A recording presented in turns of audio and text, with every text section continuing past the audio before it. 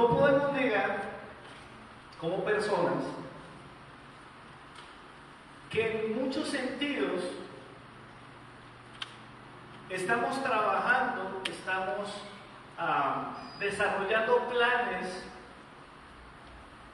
porque de alguna manera estamos buscando nuestra felicidad. La búsqueda de la felicidad es una manera de definir la motivación que impulsa a mucha gente a luchar, a trabajar y a hacer lo necesario para alcanzarlo. Piensa por un momento a qué dedicas tu vida todos los días.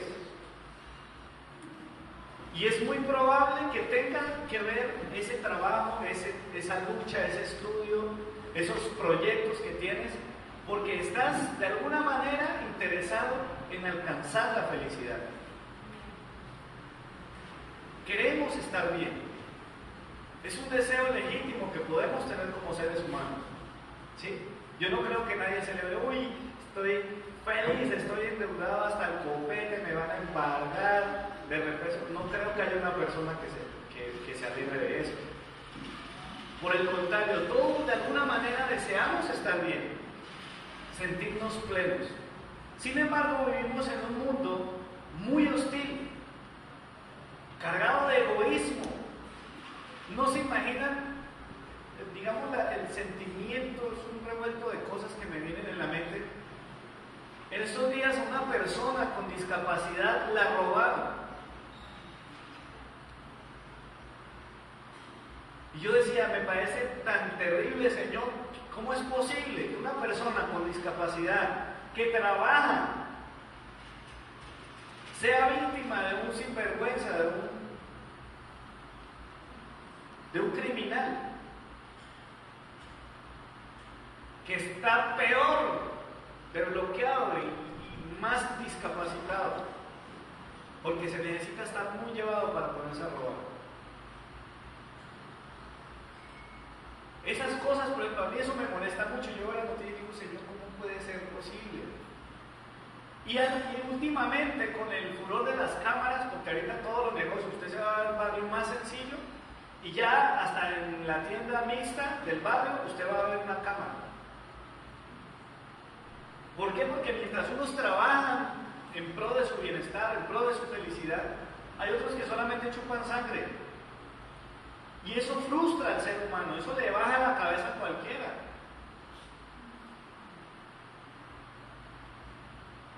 Viene el dolor, ¿cómo puede ser posible que sigan asesinando por un celular? Hoy en día ni siquiera te amenazan. A la gente le dan primero para quitarle el celular. Primero los chuzan antes de quitarle una bicicleta, eso es muy tremendo.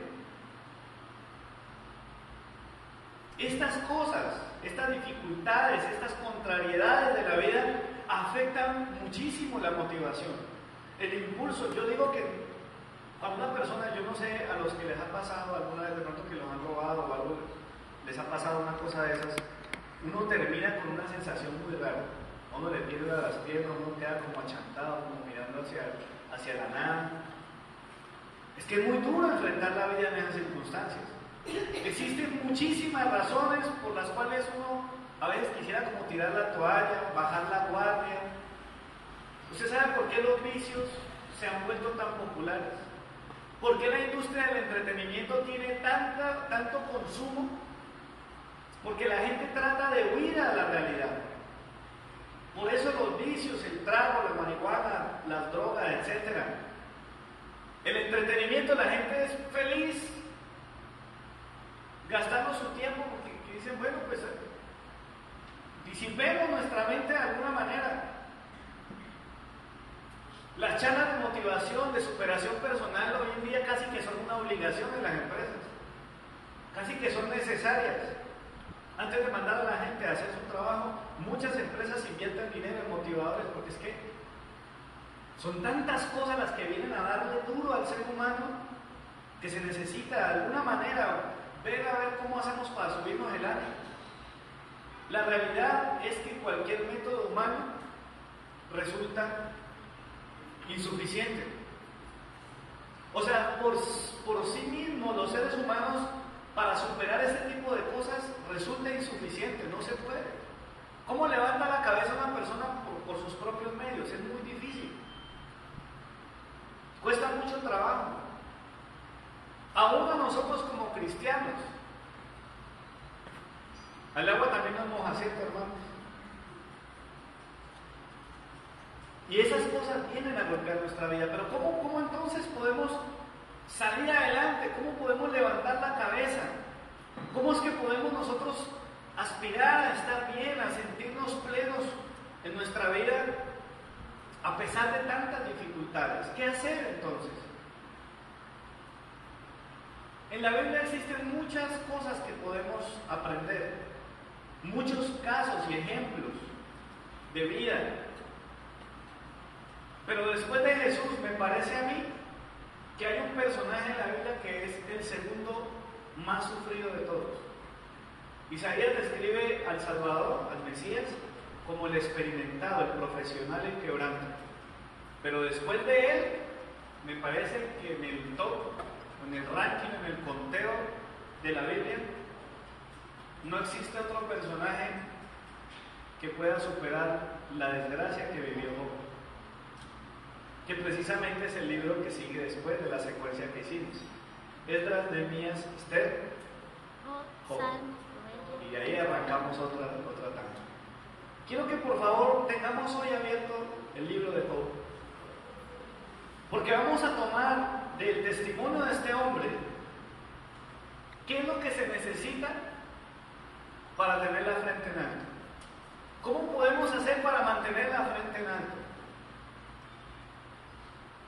¿Qué es lo que se requiere para poder salir adelante en medio de tanta dificultad? Pero le voy a pedir un favor, busque el libro de Job, pero no lo busque desde el comienzo, sino desde el final.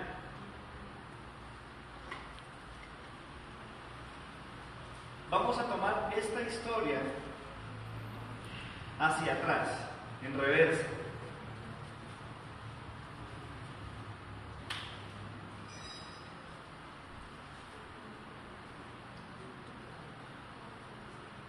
Si ya lo encontró, dígame. Y si no, acuérdese del ejercicio que hicimos. Y después del último libro del ejercicio encontrará Job. Vamos a mirar el capítulo 42, que es el último capítulo de Job.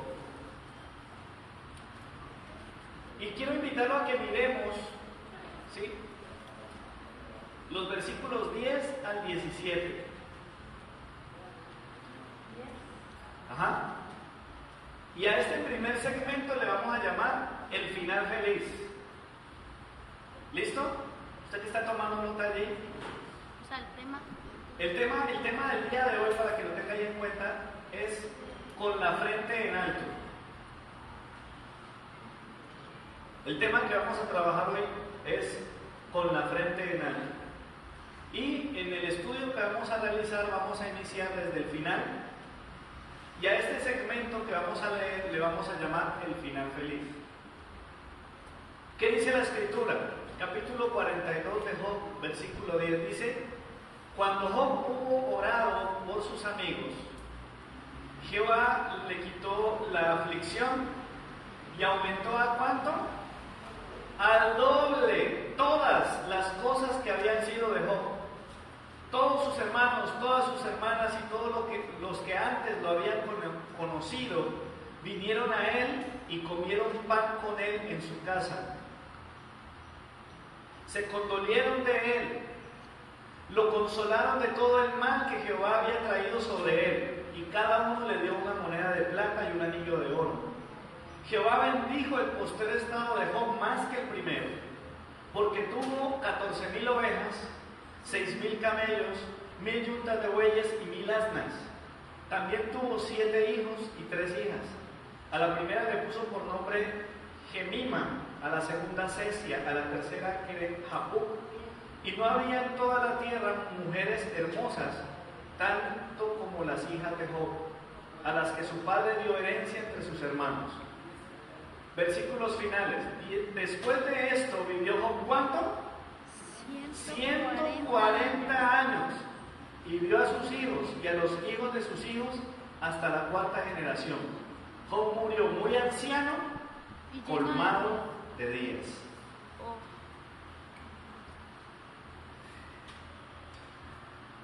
Casi siempre que pensamos en Job, pensamos en, uy, no, a Job le fue muy mal. La mayoría de las veces, cuando se viene ese nombre a nuestra mente, pensamos en una persona desventurada, una persona que le fue, mejor dicho, lo peor le pasó a él. Pero cuando tú miras los últimos versículos del capítulo 42 que acabamos de leer, te das cuenta que hubo un final feliz.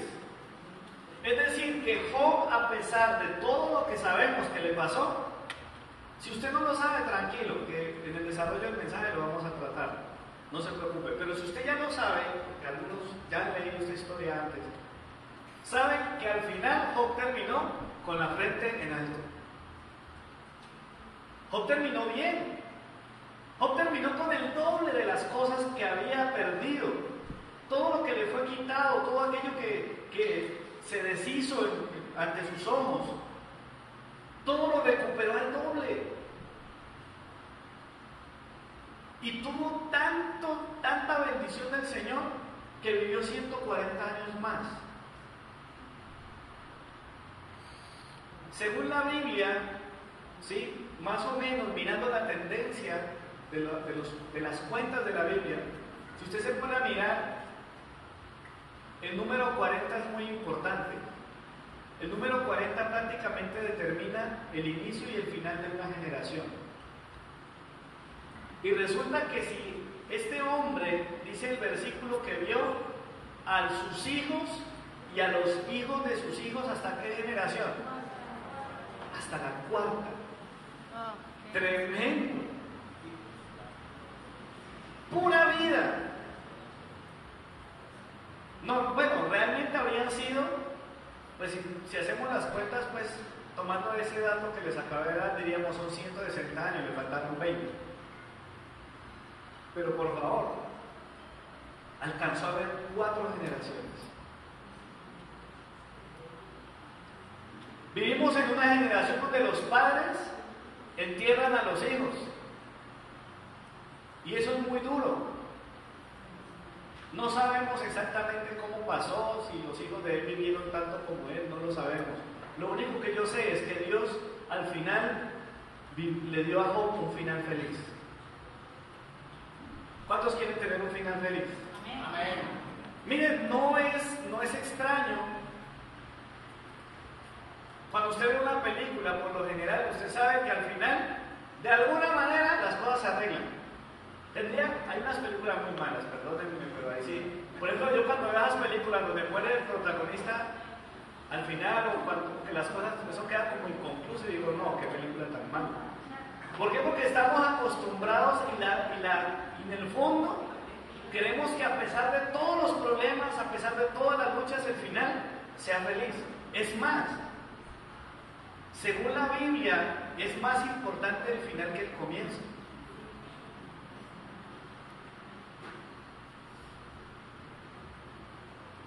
El que persevera hasta el fin, este será salvo, dice la Biblia.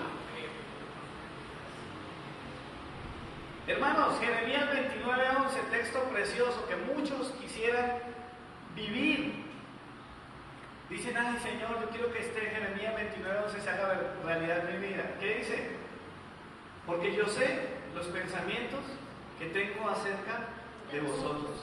Pensamientos de bien y no de mal, para daros el fin que esperáis. Todos queremos un final feliz. Todos queremos que al final las cosas salgan bien. Hermanos, pero bien entendemos, y es claro desde el comienzo de este mensaje hasta el final, que nada de esto tendría sentido sin la intervención de Dios. ¿Qué es lo más importante? ¿Qué es lo que necesitamos tener para poder tener la frente en alto? ¿Será que tenemos que estar tan llenos de bendiciones como lo estuvo Job al final? ¿Será que la manera para poder uno decir estoy bien, estoy bendecido, prosperado, en victoria, es que tenemos que estar con esas cuentas? ¿Será que tenemos que tener ese nivel de prosperidad, de abundancia? Vamos a mirar qué fue lo que pasó. En este mismo orden, echando hacia atrás, miremos los primeros 6 versículos del capítulo 42. Y a este segmento le vamos a llamar un encuentro con Dios. Capítulo 42, versículos del 1 al 6, que dice así: respondió Job a Jehová y dijo: yo conozco que todo lo puedes. ¿Así dice? Yo conozco que todo lo puedes. La versión Reina Valera dice reconozco. Ni siquiera es conozco, yo reconozco que todo lo puedes y que no hay pensamiento que te sea oculto. ¿Quién es el que, falto de entendimiento, oscurece el consejo? Así hablaba yo y nada entendía. Eran cosas demasiado maravillosas para mí que yo no comprendía. Escucha, te ruego y hablaré, te preguntaré y tú me enseñarás. De oídas te conocía, mas ahora mis ojos te ven. Por eso me aborrezco y me arrepiento en polvo y ceniza.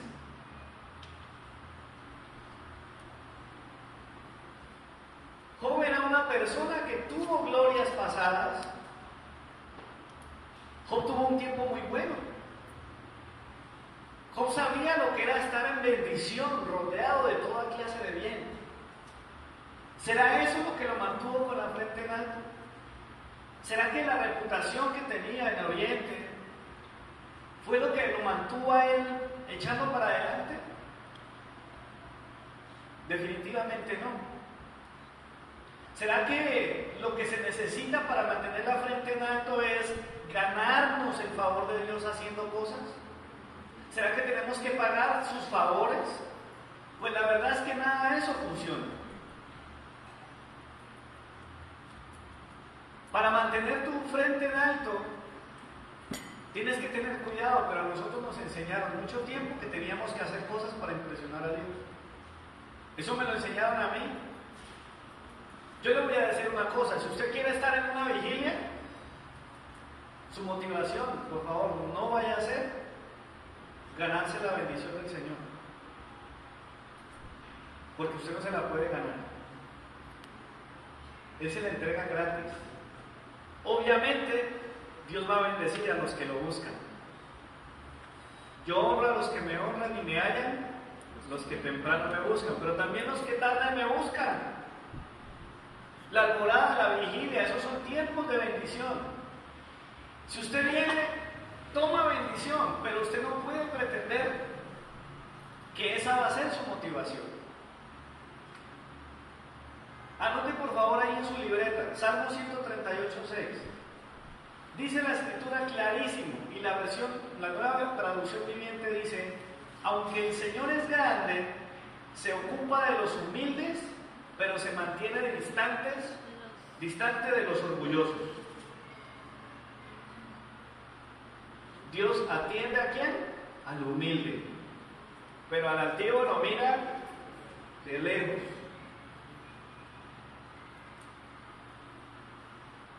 Podía haber Job decir: no, pero es que yo no me voy a dejar derrumbar, porque es que a mí la gente me conoce como una persona próspera, una persona que siempre ha estado bien, entonces, no señor, yo no voy a agachar mi cabeza.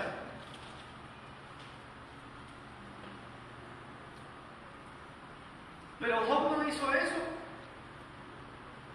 Sabemos las aflicciones de Job, y es en este momento, delante del Señor, cuando tiene ese encuentro con Dios, que él reconoce que todo lo que sabía de Dios, todo lo que había vivido de Dios, no era nada comparado con lo que él iba a vivir. ¿Saben qué es increíble? Que al final de la historia Job dice: todo lo que me pasó, cada cosa que aconteció en mi vida, eran cosas maravillosas, pero que no las comprendía. ¿Sí lo leyó? Mírenlo por favor ahí un momentito del versículo 3. ¿Quién es el que falto de entendimiento oscurece el consejo? Así hablaba yo y nada entendía. Eran cosas demasiado maravillosas para mí que yo no comprendía. Él no entendía el significado real de la vida. Tenía una parte. El problema es que nosotros nos inflamos fácilmente. Medio logramos algo y ya, o sea, somos lo máximo. El orgullo nos ataca con facilidad, pero cuando tú te encuentras ante el grande, el infinito, el eterno, te tenés que bajar de esa nube. Bájate de la nube, dígale al vecino que tiene a su lado, bájese de la nube, hermano. Lo mejor que podemos hacer, hermanos, es humillarnos delante del Señor. Tenemos que humillarnos, admitir su grandeza. ¿Saben cuál es el lugar más alto donde el hombre puede estar? De rodillas delante del Señor. Ese es el lugar más alto. Es allí donde Dios nos atiende. Es cuando tú reconoces que siempre te hace falta algo, que tienes que conocerlo más, que necesitas más de Dios. Allí es cuando Job dice, uy, de verdad, si Job tuviera la Biblia que tú y yo tenemos hoy, diría Romanos 8:28, es cierto. Y sabemos que a los que aman a Dios, todas las cosas le ayudan a bien. Esto es, a los que conforme a su propósito han sido llamados. Job podría decir, de verdad, claro, es que en medio de la turbulencia usted no entiende nada. En medio de la crisis, usted lo único que piensa es, ¿y ahora qué? ¿Y ahora quién podrá defenderme? Pero es allí, cuando tenemos un encuentro con Dios, que tú y yo podemos decir, en realidad, a mí me falta mucho por aprender. ¿Sabe? Dios nunca se olvida de esos momentos especiales de fe que nosotros tenemos con Él. O sea, no podemos vivir de glorias pasadas, ¿verdad? Ayer ya pasó, hoy arrancamos nuevamente. Pero aunque no vivimos de glorias pasadas, Dios no se olvida de aquellos momentos especiales que hemos vivido con Él. Por eso la Biblia dice en Hebreos que el Señor todavía tiene memoria de la ofrenda de Abel. Al Señor no se le olvida ese día en que dos hermanos fueron a entregarle un sacrificio al Señor. Y el primero que llegó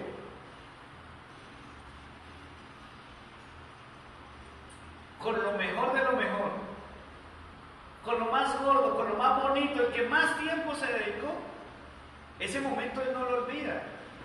Pero no podemos quedarnos ahí. Qué bueno que Dios es fiel. ¿Sabe qué dice la Biblia? Dios es fiel aunque nosotros somos infieles. Porque Él no puede negarse a sí mismo. Su naturaleza es fiel.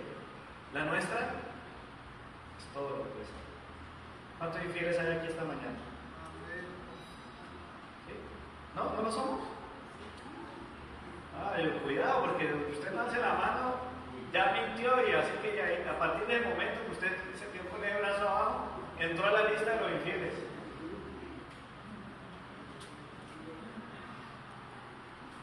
Sigamos. Capítulo 19, versículos 25 al 27. Un salto grande hacia atrás. Job, capítulo 19, versículos 25 al 27.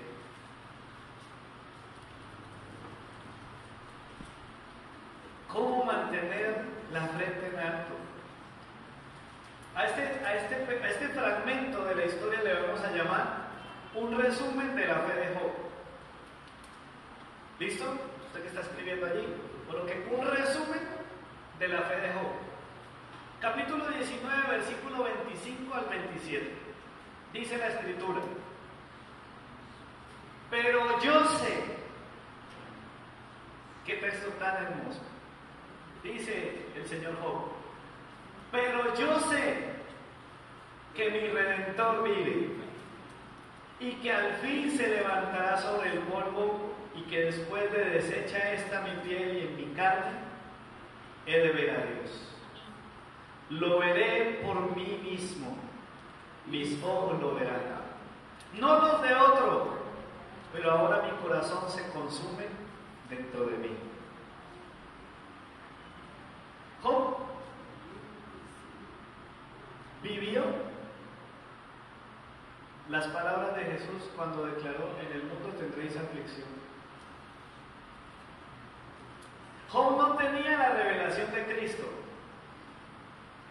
y utiliza una expresión categórica de una esperanza. Hay algo que puede pasar y dice este hombre: yo sé que mi Redentor vive.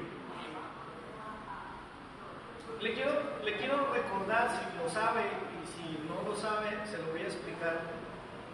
Para ellos, bueno, para Job realmente Jesús todavía no estaba en su mente. ¿Está claro? O sea, él no tenía a Jesús ahí porque Jesús todavía no estaba. Pero en la mente de un hebreo, en la mente de una persona levantada en la fe bíblica, había una conciencia y era que había alguien, un pariente, un cercano, que cuando tú estás en calamidad te puede echar la mano. La idea del Redentor, en el original la palabra hebrea es Goel.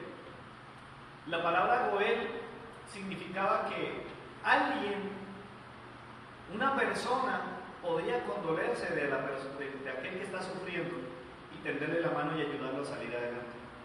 Eso lo practica mucho el pueblo judío.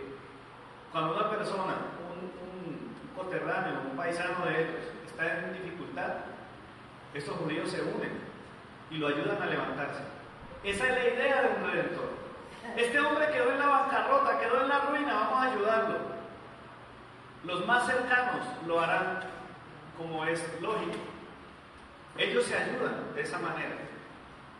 Pero increíblemente, el texto en su contenido completo nos muestra que había una esperanza más allá. Si se acuerda del primer relato que leímos, dice que se le aparecieron los hermanos. O sea, la familia no apareció en medio de la crisis. Job se quedó solo. Sus familiares no estaban. Fue hasta el final que vinieron a aparecer. Y podemos creer que estas palabras hablan de uno que no era necesariamente un familiar de él. Yo sé que mi Redentor vive. Y en medio de su crisis dice: aunque se deshaga mi piel, aunque me queden los huesos y en mi carne, voy a ver a Dios. Yo estoy pasando mucha dificultad, pero yo sé que mi Redentor vive. Estoy muy mal, pero levanto mi mirada al cielo. Ando con la frente en alto porque yo sé que mi Redentor vive. No estamos pensando, ojo, porque algunos dirían: no, es que tuvo una mala racha. Job tuvo una mala racha. Todos en la vida hemos tenido una mala racha. Esa es una forma extraña de definir la crisis que vivió Job. Nosotros no tenemos buenas y malas rachas. Nosotros tenemos a Dios. Y si Él está con nosotros, ¿quién contra nosotros? Job está reconociendo: por encima de todo esto, yo voy a seguir adelante porque yo sé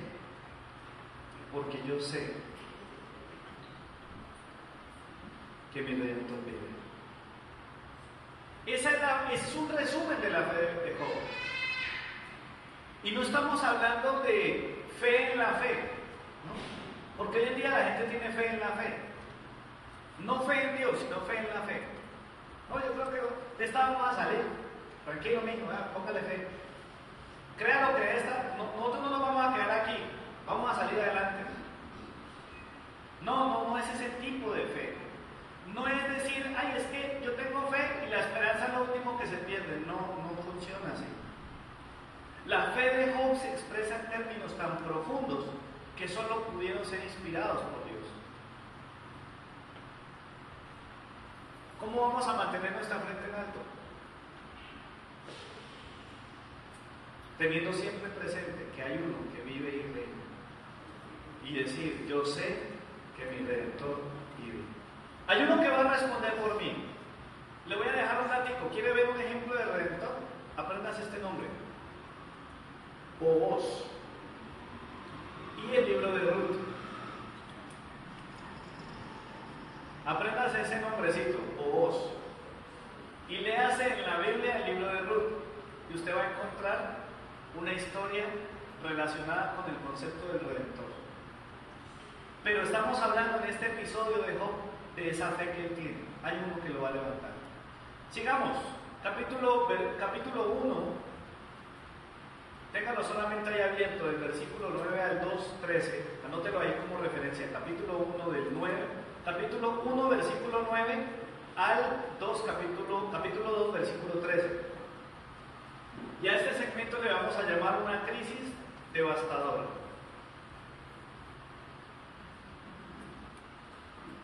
Esto quizás es lo que más sabemos de Job. Quizás lo más llamativo. De hecho, cuando una persona arranca a leer el libro de Job, yo creo que se desanima con esos 2 primeros capítulos. Y es que lo que sigue no es muy especial, que digamos, es muy duro. ¿Cómo se llama ese capítulo? Capítulo 1. El segmento es una crisis devastadora. Voy a hacerles un resumen, ¿sí? Para no leer todos esos versículos, pero ya los tiene ahí anotados para que los estudie en su casa. Voy a hacerlo de la misma manera como estoy llevando el mensaje, del final hacia adelante. Lo primero es que aunque no son muchos, hay algunas personas que cuando estamos en crisis tratan de darnos ánimo, ¿cierto? No son muchos, la verdad. Pero a veces hay personas que intentan, ¿cierto? Echarnos ánimo.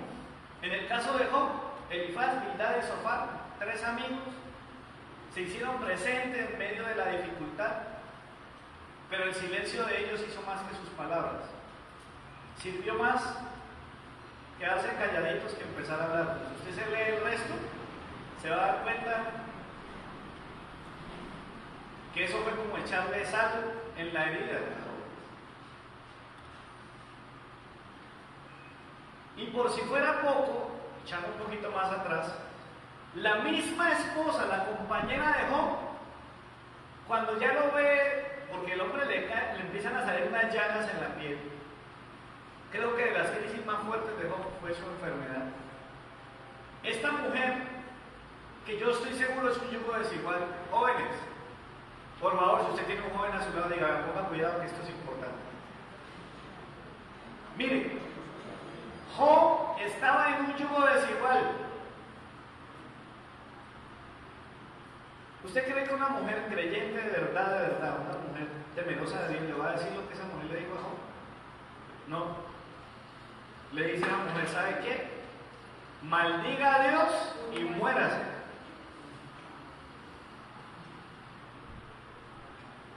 ¿A usted no le parece una crisis fatal? Durmiendo con el enemigo.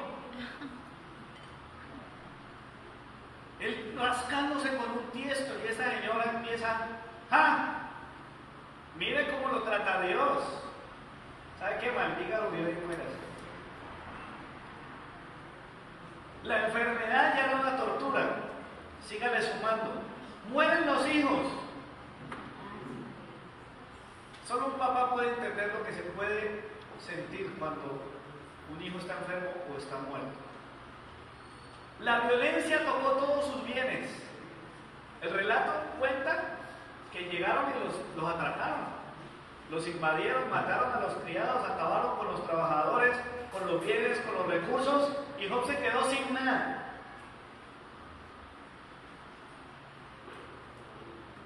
Qué capítulo tan duro, y quizás es el que más recordamos, el que más se viene a nuestra memoria. Pero veamos el último. Job capítulo 1, versículo 1. Y a este segmento le vamos a llamar la esencia de Job.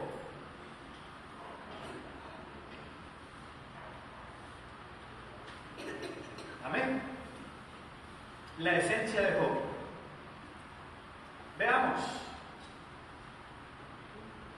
Había en el país de Uz un hombre llamado ¿cómo? Job. Era un hombre perfecto y recto, temeroso de Dios y apartado del mal. Ahí está la esencia de Job.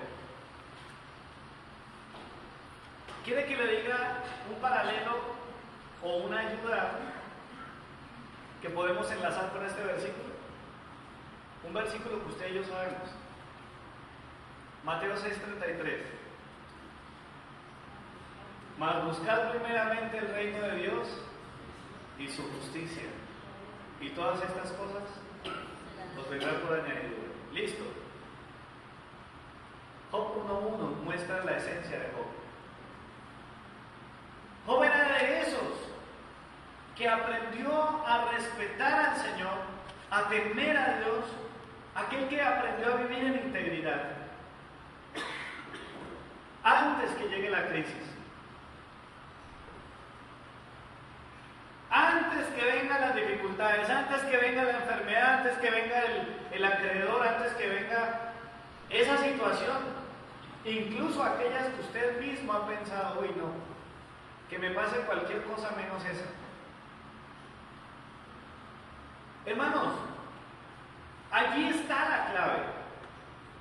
La maldad está al acecho. ¿Se acuerdan del versículo? Bueno, estoy lleno de versículos. El apóstol Pedro dice: velad, porque vuestro adversario el diablo anda como león rugiente buscando a quien devorar. Y si usted ha leído la historia o quiere leerla en su casa, se va a dar cuenta que un día hay una charla de Dios con Satanás. Y el diablo venía de darle vuelta a la tierra.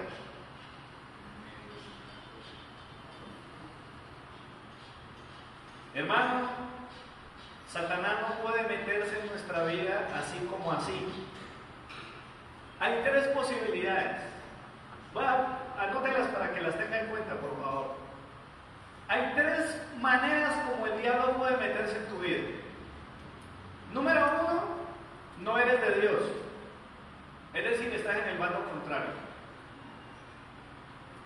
Así de simple es. El que no es con Dios es contra Dios. Segundo, siendo cristiano, le abriste una puerta por causa del pecado. Es decir, si Satanás se mete en tu vida, en tu familia, siendo cristiano, la segunda posibilidad es que tú mismo le hayas abierto la puerta. Por ejemplo, si usted, siendo temeroso de Dios, usted se va a donde un chamán para que le pase las hierbitas, le unte alguna cosa, un menjurje, o lee el horóscopo y le gusta buscar en las estrellas lo que no se le ha perdido, usted está abriendo puertas. Está con el pecado, con la deshonestidad, con la mentira, con toda clase de situaciones. Entonces, la primera forma en que Satanás se puede meter con usted es si usted no es de Dios. Si usted no es de Dios, no se extrañe que las cosas le estén saliendo como le salen. Aunque muchas veces el diablo deja quietos a los que son de él. A veces a él le conviene el bienestar suyo para que usted esté lejos de Dios. Pero con todo, esa es una opción. La segunda es que usted le abra la puerta. Yo conozco muchos cristianos que se quejan. Yo no entiendo qué pasó, si voy a la iglesia, yo no sé qué, yo no sé cuántas. Pero si usted le abre la puerta, es problema suyo. Y la tercera, que es la que muestra el capítulo 1 de Job. Y si llega a meter sus manos en nuestra familia, si llega a hacer algo en nuestras cosas, si llega a tocar con algo de nosotros, una de las posibilidades, la tercera opción es que Dios le dé permiso.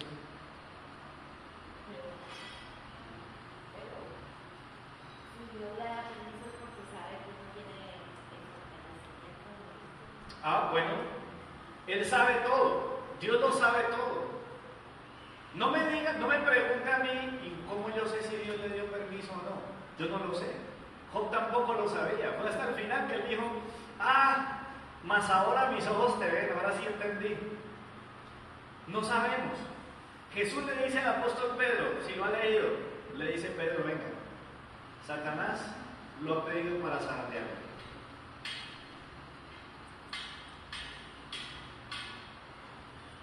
Pero yo he rogado para que tu fe no te falte, le dice Jesús. Qué chévere Pedro, ¿no? Ojalá Job hubiera tenido esta revelación desde el comienzo. Que Dios le hubiera dicho a Job, venga, el diablo me ha pedido que le dé chico para que usted se meta con todo lo de él, pero tranquilo que yo le pedí que no le falte la fe. Eso a él no le pasó. Pero la esencia de Job lo mantuvo en pie durante toda su crisis. Claro, es que cuesta mucho trabajo. Cuando usted lee la historia al derecho, usted no entiende nada. Eso no es así. Es que todos estamos viviendo una historia. Cuando usted va de camino, usted no entiende nada. Pero cuando usted llega a la meta, es que usted voltea y dice, ahora entiendo por qué todo esto ha pasado. Hermanos, desde la perspectiva de Dios, todo es diferente. La esencia de Job era tener respeto por Dios, guardar sus mandamientos, ser una persona de integridad. Hasta la esposa, mire que esto es importante, hasta la mujer le dijo, aún así, sin nada, con toda la desgracia que se te vino y enfermo, ¿todavía conservas tu integridad? Esa era la esencia de este hombre. ¿Esto qué significa? Que antes de que las cosas te ocurran, tienes que humillarte delante de Dios. Para poder tener la frente en alto, primero tienes que humillarte delante de Dios. Así no te esté pasando nada. Lo decía alguna vez en un mensaje. Si usted solamente se humilla delante de Dios cuando los problemas vienen, usted no se está humillando delante de Dios, sino delante de los problemas. Porque son los problemas los que lo doblan a usted. Pero Job no llegó a ese punto así. Job primero se humilló delante de su Dios. Claro, los problemas hacen parte de la vida, ¿cierto? Sí, estamos todos en este planeta, ¿verdad? Pero es allí, en medio de la prueba, cuando lo que tú eres, la esencia de lo que tú eres, te levanta y te mantiene con tu frente en alto. No estoy hablando de autoestima, hermano. La autoestima es un concepto psicológico muy ambiguo, porque depende mucho de usted y depende mucho de los demás. Si a usted le dicen inútil, usted termina diciendo, no, pues sí, soy inútil. ¿Se acuerdan de Gedeón? Uy, varón esforzado, valiente, yo no, pues yo soy pobre, débil, el menor. Yo voy a estar contigo y tú vas a libertar, pero Señor, y es que yo no me veo en esas.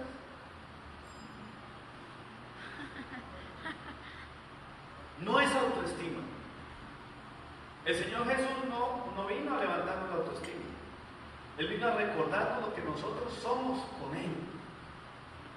Mas a todos los que le recibieron, a los que creen en su nombre, les dio potestad de ser hechos hijos de Dios. Job alcanzó buen testimonio delante de Dios, encontró su valor porque le servía, porque lo respetaba, porque caminaba juicioso en la vida. Y cuando le vino la crisis, que lo abatió y lo golpeó, Job pudo mantenerse. Con todo, dice la Biblia, en varias oportunidades, Job no ofendió a Dios en medio de esa crisis. Sí sufrió, le resultó muy difícil, pero se mantuvo porque era Dios la razón de por qué tenía su frente en alto. ¿Quieres mantener tu frente en alto? Humíllate antes de que llegue el problema. Amén. Amén. ¿Quieres mantener con tu frente en alto? No le pidas a Dios que no aparezcan los problemas. Pídele a Él que te recuerde que Él vive. Cuando estás en medio de las pruebas, acuérdate que nuestro Dios no está muerto. No te lo puedes colgar, no lo puedes de marcar. Él está vivo. Y si tú tienes el mismo Redentor que tuvo Job, aleluya, vas a estar con tu frente en alto. No optimista, no es que yo nunca me dejo chantar por nada, no. Es que yo sé que mi Redentor vive. El mismo al cual yo me humillé antes de que se me viniera todo el mundo encima, es el mismo que me va a levantar. Y aunque se deshaga mi carne, he de ver a Dios, aunque esté abatido. Hermano, yo quiero concluir con esto. Con la frente en alto, en mi situación, porque yo sé que tú también tienes dificultades. Pero es que yo estoy en un mundo muy complicado, es verdad, sí, es cierto, todo eso que estás diciendo es verdad, pero puedes tener la frente en alto. ¿Por qué? No porque nos vamos a parar, no, es que yo nunca me dejo ver mal, que a mí no me gusta. Hay gente que está orgullosa, que hace un esfuerzo, una hipocresía tenaz consigo mismos, con los demás, para no mostrar su realidad. Tampoco vamos a caer en el extremo de todo el tiempo estar dando lástima, ¿no? ¿Qué tiene hermano?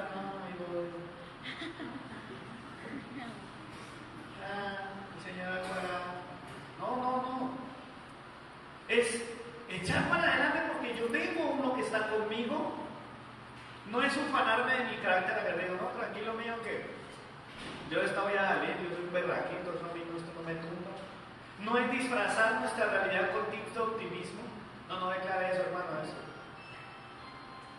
Usted tiene dificultades y hay gente que le dice, no declare las dificultades.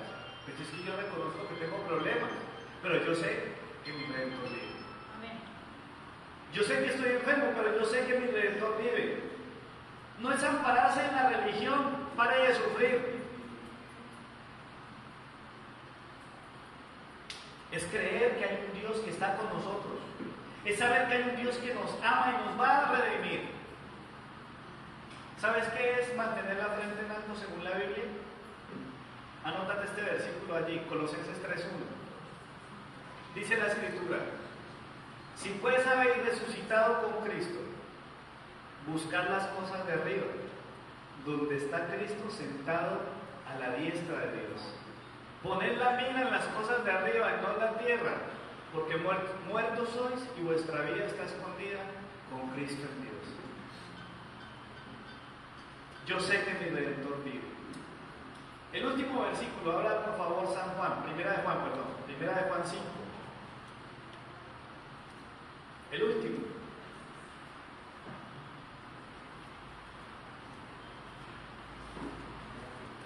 ¿Cómo mantener con mi frente en alto?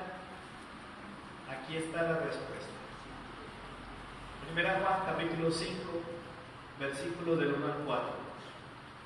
Dice la Biblia, si ya lo encontró, dígame.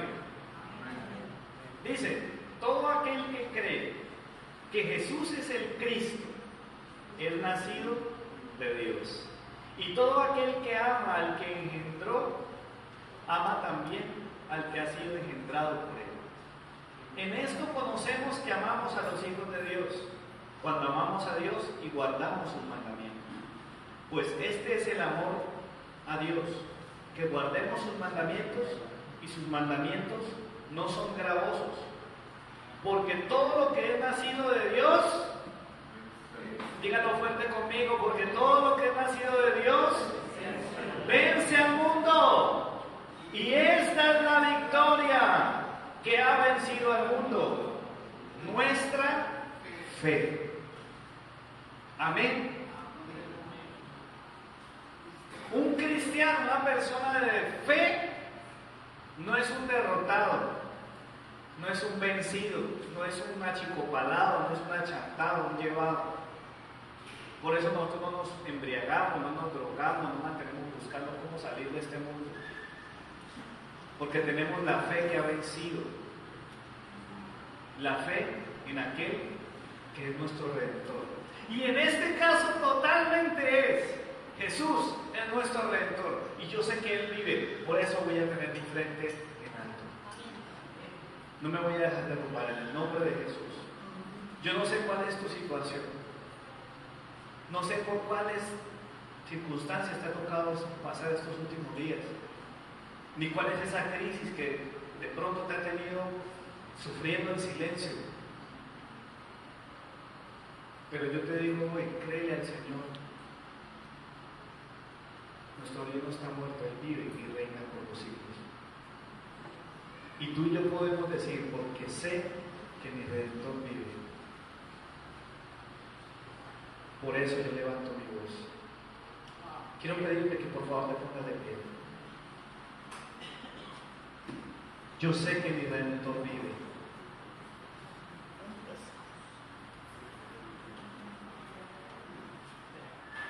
Las circunstancias no me mueven a mí, porque yo sé que mi Redentor vive. Amén. Con mi frente en alto, porque tengo mi mirada puesta en Él. No por orgulloso ni por optimista, ay, si usted todo lo ve color de rosa. No. Somos realistas, enfrentamos la vida como cualquier persona, pero nosotros sabemos en quién hemos creído.